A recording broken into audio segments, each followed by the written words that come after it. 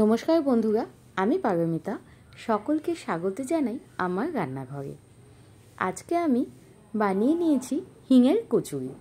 তাহলে চলুন দেখি রেসিপিটা আমি কিভাবে বানিয়েছি। প্রথমে আমি এখানে কিছু উপকরণ নিয়ে নিয়েছি।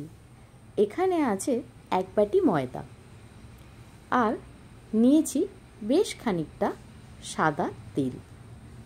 লুচি সাদা তেলেই ভাজতে হবে।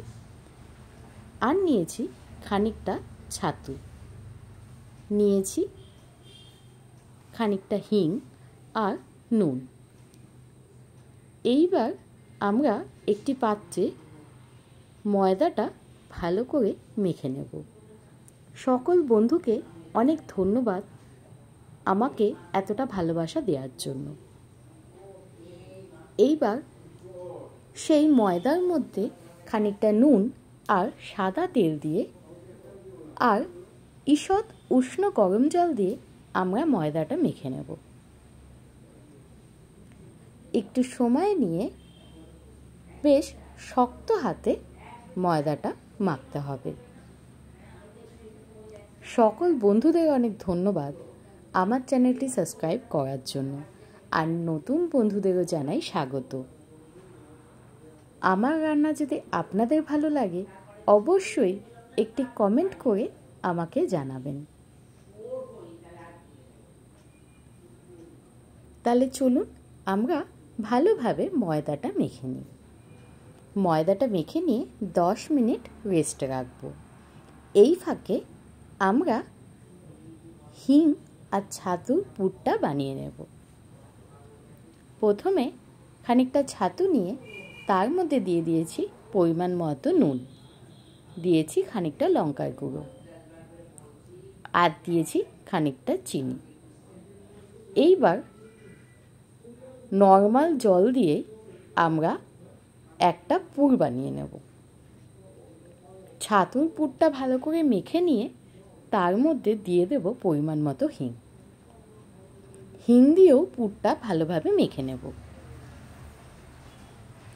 এইবার ময়দা থেকে খানিকটা লেচি কেটে নেব।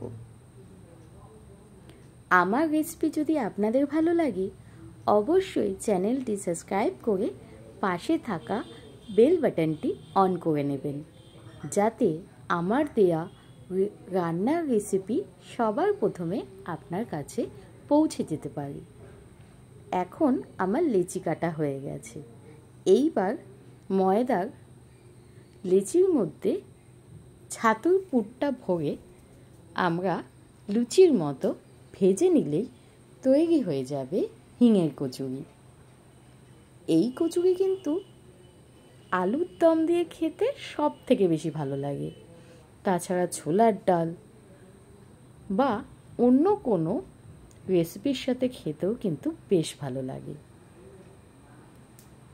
এইবার আমরা পুর ভরা লেচিগুলো বেলে নিয়ে গরম তেলে ভেজে নেব।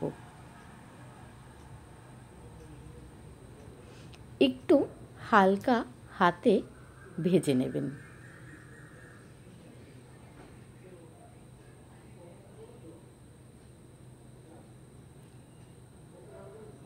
এই কচুরি ভাজার সময় কিন্তু গ্যাসটা একটু কম আঁচে রাখবেন।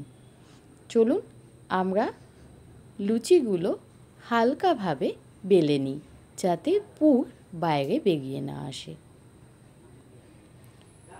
এই কচুরি বানানো কিন্তু খুব সহজ। আপনারাও বাড়িতে এইভাবে বানাবেন, আর কেমন হলো আমাকে জানাতে কিন্তু একদম ভুলবেন না।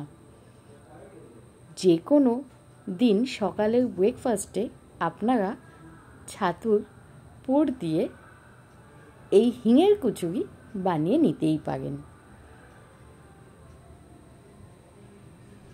আমি কিন্তু কচুরিগুলো একটু কম আঁচে ভেজে নিয়েছি।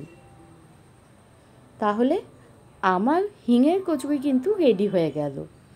আপনারাও চাইলে বাড়িতে এইভাবে বানিয়ে দেখতে পারেন, খেতে কিন্তু খুব ভালো লাগে।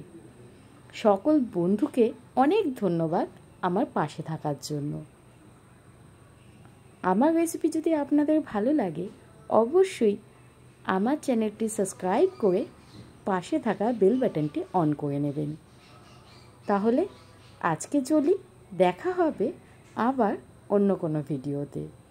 নমস্কার, সকলে ভালো থাকবেন।